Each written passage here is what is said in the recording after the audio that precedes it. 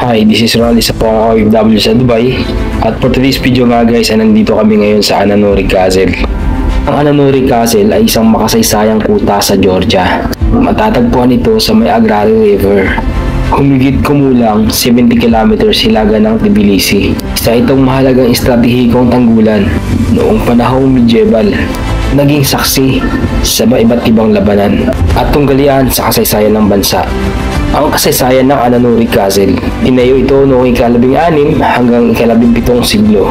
Ang Ananuri ay nagsisilbing pangunahing tanggulan ng maharlikang pamilyang Eristabi ng Aragvi, isang makapangyarihang dinastiya sa rehiyon.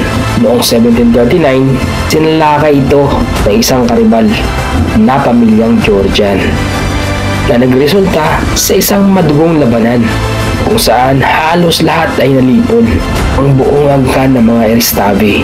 Noong 1801, nang mapasailalim ang Georgia sa Imperyong Ruso, unti-unting nawala ang kahalagahan ng kastilyo bilang isang depensa, istruktura at arkitektura.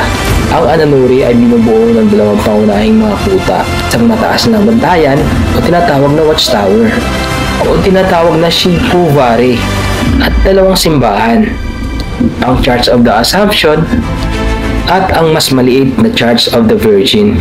Kaya nga ang kastilyo sa mga detalyadong inukit na dekorasyon sa mga pader ng simbahan, nagpapakita ng mga simbolong Kristiyano, tradisyonal na Georgian motif.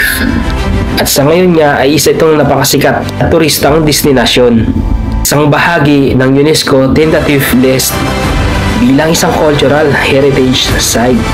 Tatanaw nga mula dito ang Zen Valley Reservoir na nagbibigay ng isang kahanga-hangang tanawin sa mga bumibisita rito.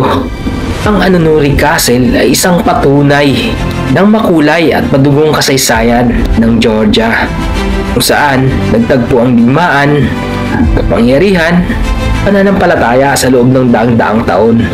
Ayun po guys, hanggang dito lang po muna ang aking kwento at sana may natutunan kayo.